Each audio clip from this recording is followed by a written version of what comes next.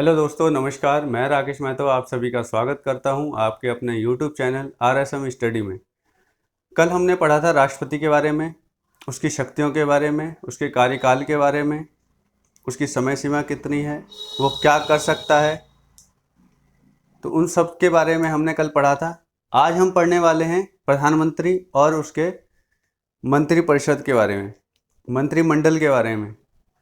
तो सबसे पहले हम टाइम वेस्ट ना करते हुए शुरू करते हैं। तो हमारा जो आज का टॉपिक है वो है प्रधानमंत्री और मंत्रिपरिषद। मंत्रिपरिषद तो है, दूसरा होता है मंत्रिमंडल। एक होता है मंत्रिमंडल, ठीक, और एक होता है ये मंत्रिपरिषद। एक होता है ये मंत्रिपरिषद, ठीक। अब क्या है कि दोनों का अध्यक्ष कौन होता है? दोनों के अध्यक्ष अलग अलग होने चाहिए, क्योंकि दोनों अलग अलग मंडल है। एक मंत्रिमंडल है और एक मंत्रिपरिषद है, दोनों अलग अलग ब्रांच है।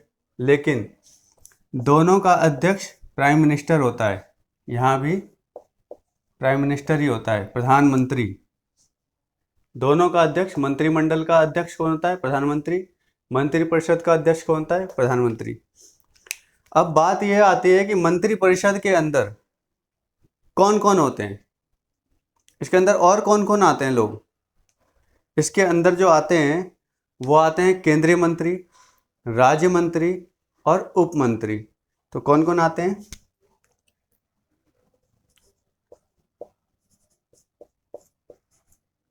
केंद्रीय मंत्री,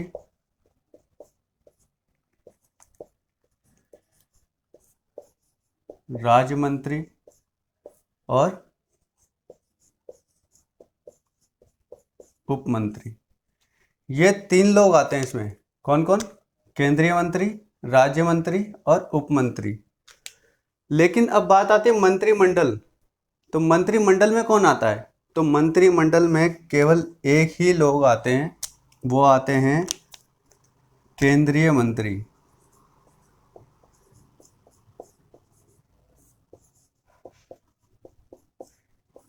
इसमें केवल एक ही आते हैं जो केंद्रीय मंत्री होते हैं, बस।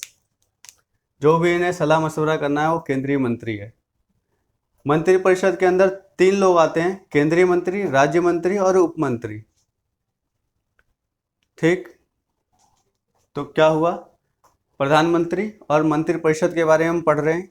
इसमें मंत्रिमंडल होता है और मंत्रिपरिषद होता है, क्योंकि राष्ट्रपति का काम नहीं है, मंत्री का काम है। क्योंकि प्रधानमंत्री और उप मंत्री, मुख्यमंत्री, इन सब का काम है। तो मंत्रियों का काम है, इसलिए मंत्रिमंडल होता है और एक मंत्रिपरिषद होता है। दोनों का अध्यक्ष प्राइम मिनिस्टर होता है। मंत्रिमंडल के अंतर्गत केंद्रीय मंत्री आते हैं और मंत्रिपरिषद के अंतर्गत केंद्रीय मंत्री, राज्य मंत्री और उप मंत्री आते हैं। अब हम बात करते हैं कि कौन से अनुच्छेद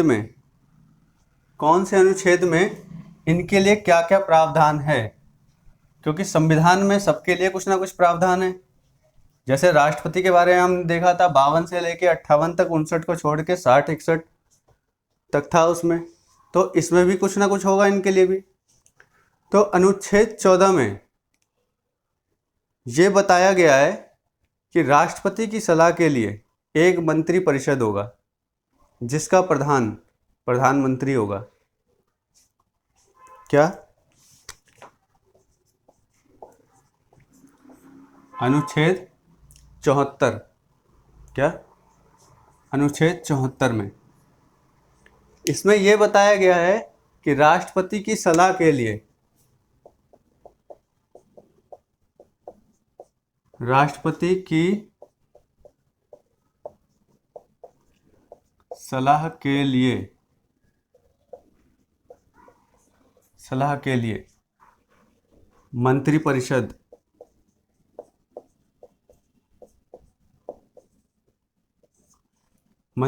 होगा।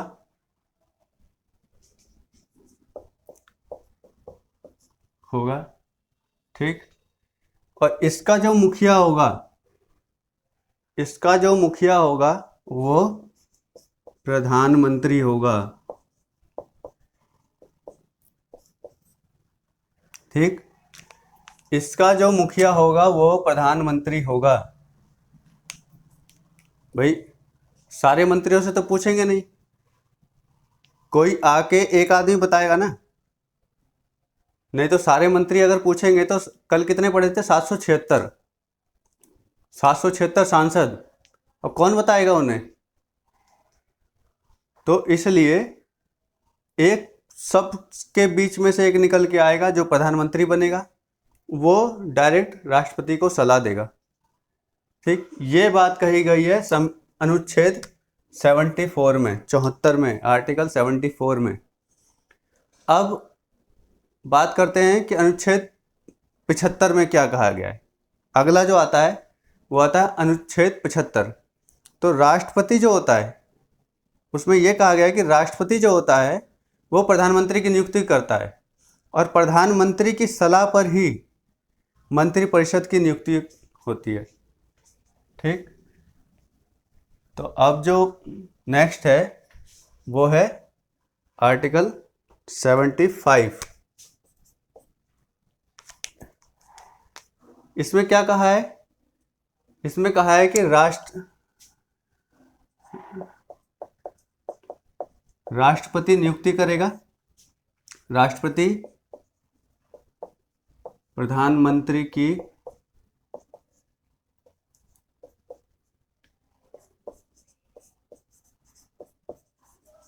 नियुक्ति करता है। ठीक, इसमें यह कहा गया कि राष्ट्रपति प्रधानमंत्री की नियुक्ति करता है और प्रधानमंत्री की सलाह पर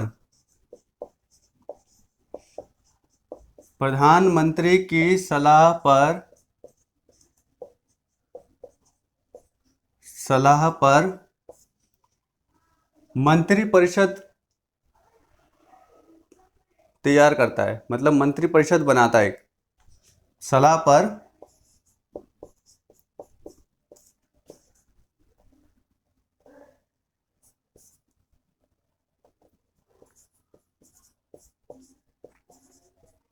मंत्रिपरिषद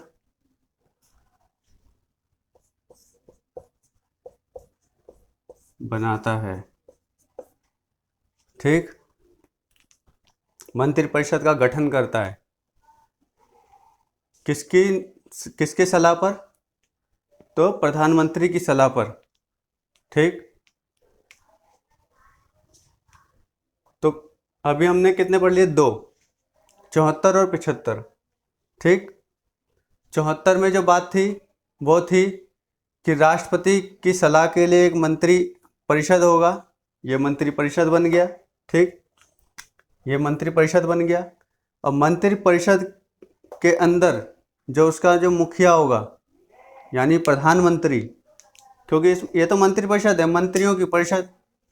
ठीक है, तो इसका जो मुखिया होगा वो राष्ट्रपति को सलाह देगा। इसलिए ये गठन किया गया कि सारे मंत्री आपस में बैठ के विचार कर लें और विचार करने के बाद उसका मुखिया आए, जो भी बात कहनी है वो डायरेक्ट बताए। ठीक, अगले में 75 में, अनुच्छेद 75 में कहा गया है कि राष्ट्रपति जो है वो प्रधानमंत्री की नियुक्ति करता है और प्रधानमंत्री की सलाह पर ही मंत्रिपरिषद की नियुक्ति करता है। ठीक, आगे बढ़ते हैं। अब क्या है? अनुच्छेद 75 के बीच में, अनुच्छेद 75 के बीच में ABC जैसे करते हैं। ठीक, तो अब ये जो है,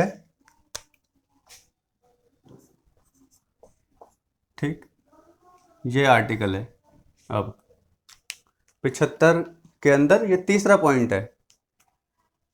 75 वाला तो मेन था कि भाई राष्ट्रपति प्रधानमंत्री की नियुक्ति करता है और नियुक्ति करने के बाद उसमें उसकी सलाह पर एक मंत्रिपरिषद का भी गठन करता है।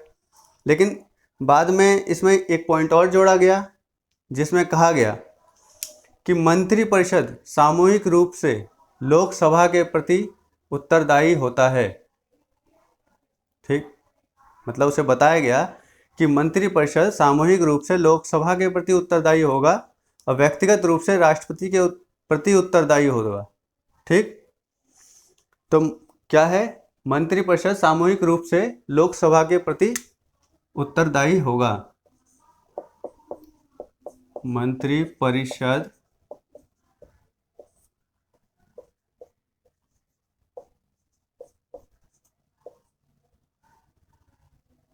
सामूहिक रूप से लोकसभा के प्रति उत्तरदायी होता है। ठीक, मंत्रिपरिषद सामूहिक रूप से लोकसभा के प्रति उत्तरदायी होता है, पहली बात। दूसरी बात कि अगर वो सामूहिक नहीं हुआ, व्यक्तिगत आया, तो व्यक्तिगत रूप से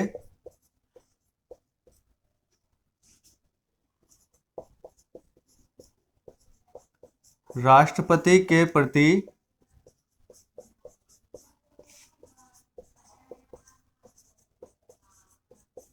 उत्तरदायी होता है। ठीक, अगर वो सामूहिक रूप से आता है तो लोकसभा के प्रति उत्तरदायी होता है, और अगर वो व्यक्तिगत रूप से आता है तो वो राष्ट्रपति के प्रति उत्तरदायी होता है। ठीक, अब नेक्स्ट पढ़ते हैं अनुच्छेद 78। इसमें जो है राष्ट्रपति के प्रति प्रधानमंत्री के कर्तव्य के बारे में बताया गया है। प्रधानमंत्री को संघ तथा प्रशासन के कार्यों की जानकारी जो है समय समय पर राष्ट्रपति को देने की बात कही गई है, उसमें लिखी गई है। ठीक, तो अब जो नेक्स्ट आर्टिकल है वो कौन सा है? नेक्स्ट आर्टिकल है 78। कौन सा? 78। इसमें क्या कहा गया है? इसमें राष्ट्रपति के प्रति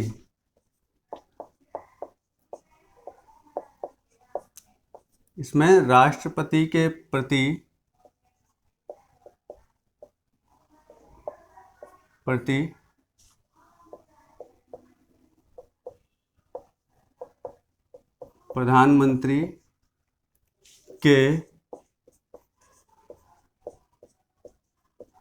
कर्तव्यों के बारे में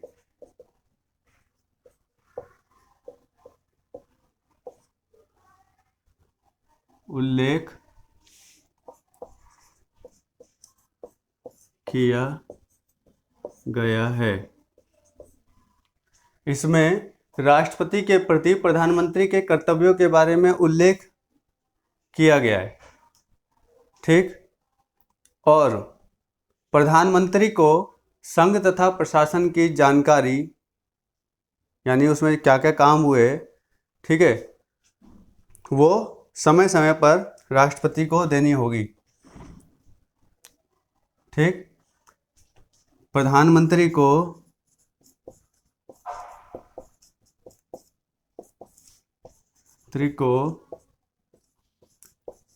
समय समय पर संघ तथा प्रशासन के कार्यों की जानकारी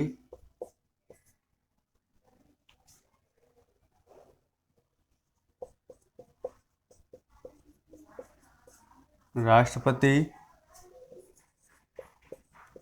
को देनी है। ठीक, क्या है? राष्ट्रपति के प्रति प्रधानमंत्री के कर्तव्यों के बारे में उल्लेख किया गया उसमें आर्टिकल 78 में, अनुच्छेद 78 में, कि प्रधानमंत्री जो है उसका क्या कर्तव्य है राष्ट्रपति के प्रति, और प्रधानमंत्री को संघ तथा प्रशासन की जानकारी, संघ और प्रशासन के साथ जो जो काम हो रहे हैं, इसके द्वारा जो जो काम हो रहे हैं उसकी जानकारी समय समय पर राष्ट्रपति को देनी है। ठीक, अब ये जो हमारे आर्टिकल थे ये थे 74, 75, 75.3, 75 का तीसरा भाग और 78। ठीक, 4 आर्टिकल में प्रधानमंत्री और उसके मंत्री परिषद के बारे में बताया गया है। ठीक, अब हम बात कर रहे हैं कि इसके बाद अब क्या हो सकता है और। ठीक है, 91वें संविधान संशोधन के तहत मंत्रिपरिषद का आकार लोकसभा के कुल सदस्यों का कितना होगा? ये बात बाद में इसमें जोड़ी गई कि भाई इसका आकार कितना रहना चाहिए। ऐसा तो नहीं कि पता लगा मंत्री ज़्यादा बढ़ जाए फिर दिक्कत हो जाए, तो उसका आकार भी होना चाहिए, कुछ लिमिट भी होनी चाहिए। तो 91वें संविधान संशोधन के तहत मंत्रिपरिषद का आकार, ठीक, 91वें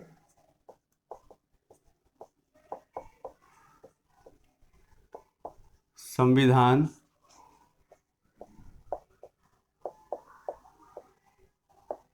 संशोधन के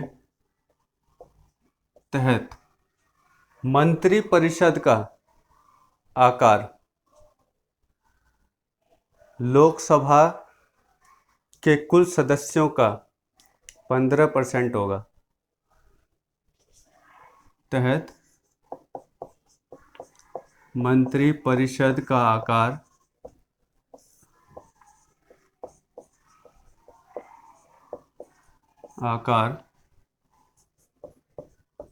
लोकसभा के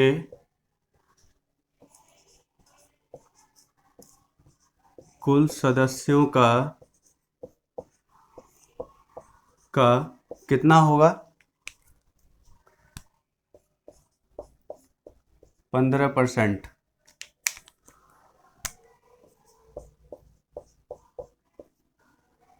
ये कब कही गई? 91वें संशोधन में।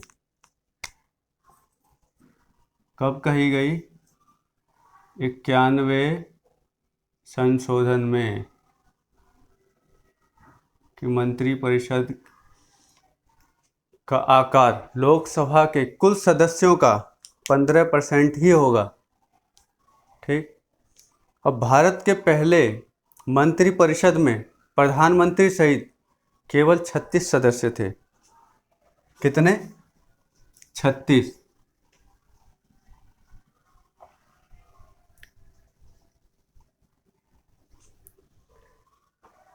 भारत के पहले मंत्रिपरिषद में प्रधानमंत्री सहित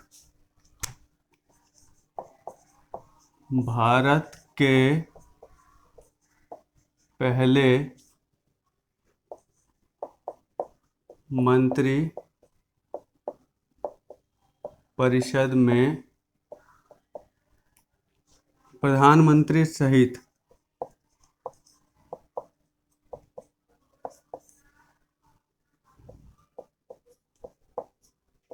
कितने सदस्य थे? 36 सदस्य थे।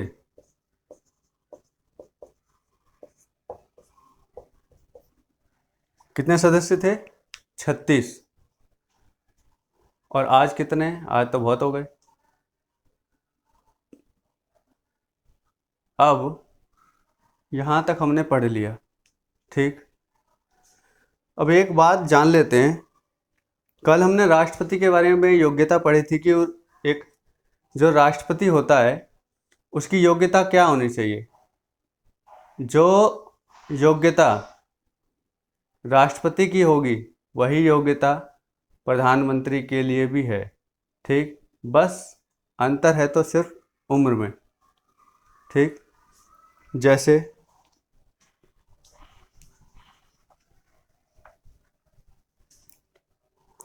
उम्र कितनी होनी चाहिए, इसमें प्रधानमंत्री के लिए उम्र कितनी होनी चाहिए? न्यूनतम 25 साल। ठीक, कब?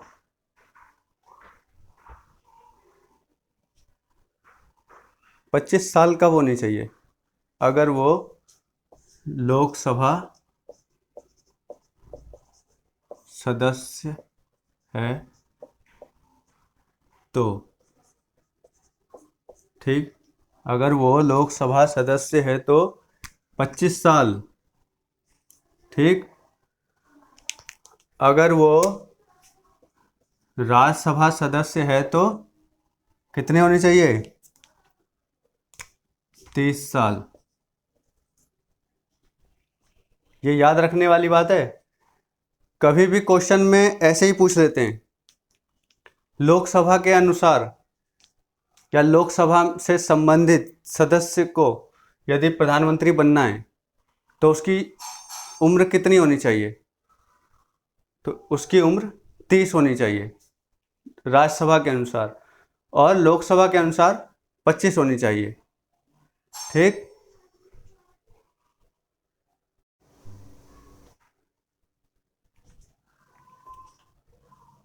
प्रधानमंत्री वही सदस्य बन सकता है जो या तो लोकसभा का सदस्य हो, या तो लोकसभा का सदस्य हो या राज्यसभा का सदस्य हो।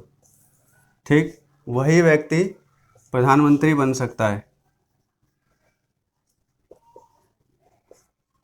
वही व्यक्ति प्रधानमंत्री बन सकता है, लेकिन कंडीशन हो जाती है एक, कि अगर कोई व्यक्ति ना तो लोकसभा का सदस्य है ना राज्यसभा का सदस्य है, लेकिन उसको प्रधानमंत्री बना दिया गया, तो फिर इसका समाधान भी दे रखा है कि जो ना लोकसभा का सदस्य है ना राज्यसभा का सदस्य है, लेकिन फिर भी वो प्रधानमंत्री बन गया है, तो उसे 6 महीने के भीतर 6 महीने के भीतर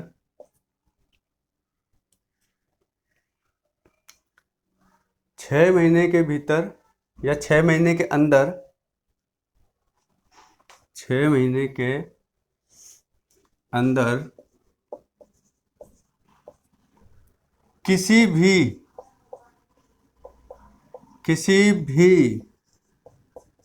सभा कौन सी? लोकसभा और राज्यसभा का सभा की सदस्यता लेनी पड़ेगी।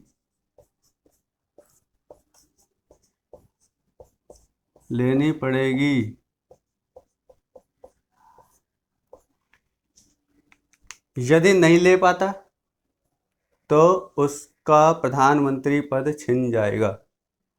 ठीक, जो लोकसभा का मेंबर हो या राज्यसभा का, किसी भी सभा का होगा तब भी वो प्रधानमंत्री बन सकता है। और अगर वो ना लोकसभा का सदस्य ना राज्यसभा का, और फिर भी अगर उसे किसी ने प्रधानमंत्री बना दिया, तो उसे 6 महीने के अंदर अंदर किसी भी सभा, लोकसभा या राज्यसभा की सदस्यता लेनी पड़ेगी। ठीक, और दूसरी बात, भारत का नागरिक हो। ठीक, भारत का नागरिक हो, किसी भी लाभ के पद पर ना हो,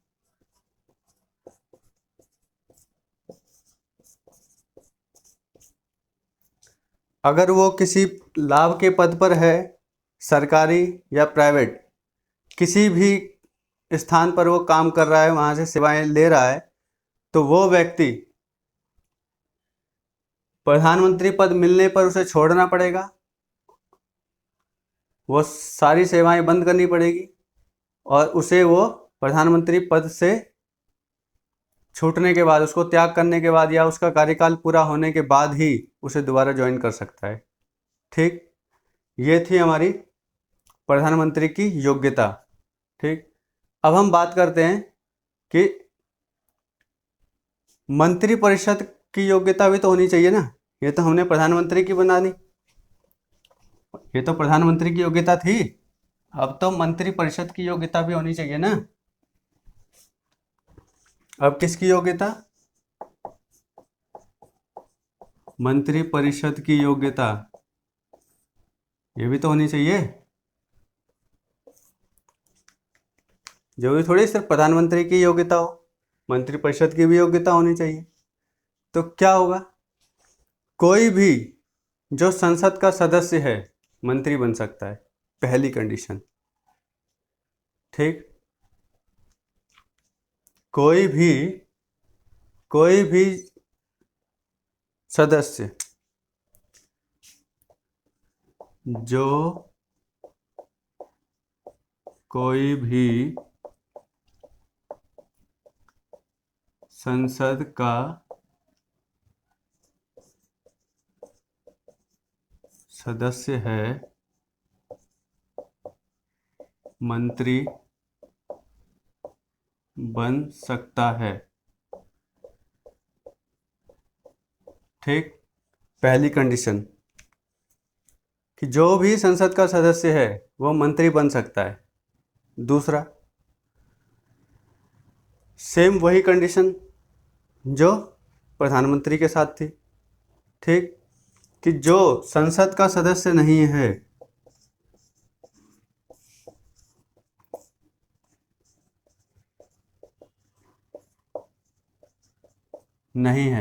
लेकिन वो मिनिस्टर बन गया, ठीक, मंत्री बन गया वो, तो अब क्या करना पड़ेगा, उसे 6 महीने के अंदर,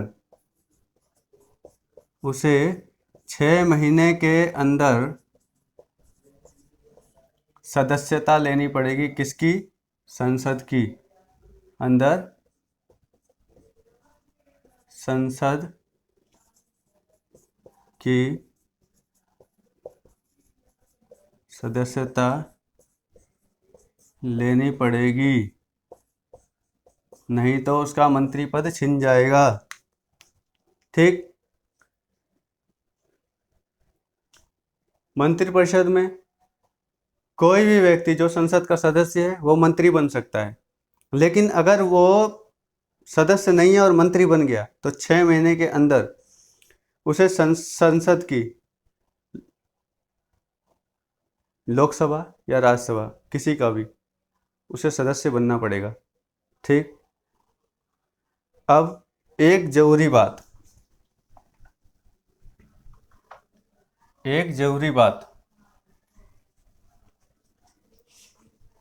जो पेपर में भी कभी भी काम आ जाएगा आपके, क्या कि पहले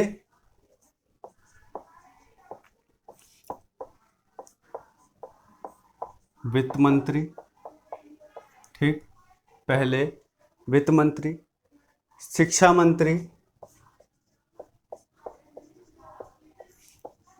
मंत्री, ठीक, और ये कानून मंत्री, कौन कौन है, कौन कौन है ये? तो पहले जो वित्त मंत्री हैं वो थे जॉन मथाई। कौन थे? जॉन मथाई। उसके बाद शिक्षा मंत्री कौन थे पहले? अबुल कलाम आजाद।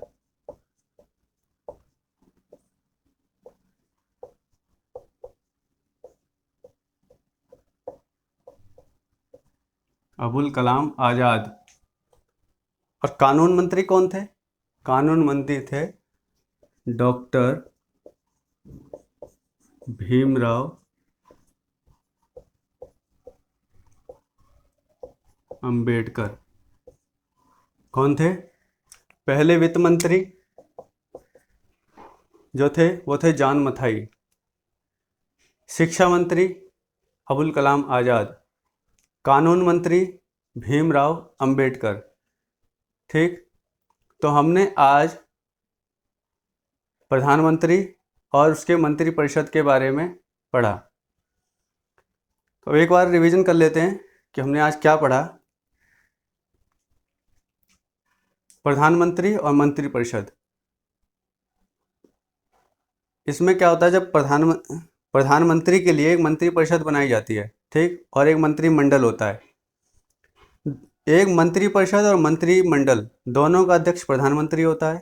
मंत्रिमंडल के अंतर्गत केंद्रीय मंत्री आते हैं और मंत्रिपरिषद के अंतर्गत केंद्रीय मंत्री, राज्य मंत्री, उप मंत्री आते हैं। ठीक, अनुच्छेद 74 के अंतर्गत संविधान में अनुच्छेद 74 में लिखा गया है कि राष्ट्रपति की सलाह के लिए एक मंत्री परिषद होगा जिसका प्रधान प्रधानमंत्री होगा। ठीक, दूसरी बात, अनुच्छेद 75, इसमें कहा गया है कि राष्ट्रपति प्रधानमंत्री की नियुक्ति करता है और प्रधानमंत्री की सलाह पर ही मंत्रिपरिषद की नियुक्ति होगी। आगे 75(3) में कहा गया है कि मंत्रिपरिषद सामूहिक रूप से लोकसभा के प्रति उत्तरदायी होगा और व्यक्तिगत रूप से राष्ट्रपति के प्रति उत्तरदायी होगा। ठीक, अनुच्छेद 78 में कहा गया है कि राष्ट्रपति के प्रति प्रधानमंत्री के कर्तव्यों के बारे में बताया गया है कि प्रधानमंत्री के क्या कर्तव्य होने चाहिए राष्ट्रपति के प्रति। ठीक, दूसरी बात कि प्रधानमंत्री को संघ और प्रशासन के जो कार्य हैं कि क्या क्या गतिविधि हुई, क्या क्या काम हुआ है और क्या होना है, इसके बारे में समय समय पर राष्ट्रपति को सूचना देनी है। और 91वें संविधान संशोधन के तहत मंत्रिपरिषद का आकार लोकसभा के कुल सदस्यों का केवल 15% होगा, ऐसा 91वें संविधान संशोधन में लिखा गया है। अब भारत के पहले मंत्रिपरिषद में प्रधानमंत्री सहित केवल 36 लोग थे। कितने? केवल 36 लोग। प्रधानमंत्री की योग्यता 25 वर्ष का हो। कब? अगर वो लोकसभा का मेंबर है। अगर वो राज्यसभा का है तो आयु सीमा 30 वर्ष। भारतीय हो, मतलब भारत की नागरिकता हो। और अगर वो प्रधानमंत्री बन गया है, ठीक, अगर वो प्रधानमंत्री बन गया है, ना वो लोकसभा का मेंबर है ना राज्यसभा का मेंबर है, तो उसे 6 महीने के भीतर उसे दोनों में से किसी भी सदन की सदस्यता लेनी पड़ेगी। ठीक, और ये कंपलसरी है। अगर वो नहीं लेता है तो उसका प्रधानमंत्री का पद छिन जाएगा। ठीक, ऐसे ही मंत्रिपरिषद में भी है। इसमें भी वो किसी संसद का सदस्य होना चाहिए। अगर वो सदस्य नहीं है तो 6 महीने के भीतर उसको सदस्यता लेनी पड़ेगी। अगर वो नहीं ले पाता है तो उसका मंत्री पद छिन जाएगा। और प्रधानमंत्री के बारे में और क्या पढ़ा हमने? जो उसको लोकसभा या राज्यसभा का मेंबर होना चाहिए। ठीक है, अगर वो नहीं होता है तो उसको मेंबरशिप लेनी पड़ेगी प्रधानमंत्री के बनने के 6 महीने बाद तक में। ठीक, ये बात साफ साफ लिखी गई है। और इसमें जो बात है वो है वो किसी भी सरकारी सेवा का हकदार नहीं हो। ठीक, और पहले वित्त मंत्री जो थे वो जान मथाई थे। पहले शिक्षा मंत्री जो थे वो अबुल कलाम आज़ाद थे। और पहले जो कानून मंत्री थे वो डॉक्टर भीमराव अंबेडकर थे। ठीक, प्रधानमंत्री और मंत्रिपरिषद के बारे में इतना ही है। इससे ज़्यादा पढ़ने की आपको ज़रूरत नहीं है। इससे बाहर कोई क्वेश्चन नहीं जाना चाहिए मेरे हिसाब से। इतना सफिशिएंट है। आप पढ़िए, मज़े से पढ़िए, तैयारी कीजिए, समझिए, याद करिए, कभी कोई दिक्कत नहीं आएगी। कोई भी दिक्कत हो आप मेरे इसी चैनल पे कमेंट करके आप बता सकते हैं। कुछ भी पूछना हो पूछ सकते हैं, मैं आपका जवाब ज़रूर दूंगा। कल मिलते हैं फिर एक नए टॉपिक के साथ। तब तक के लिए नमस्कार।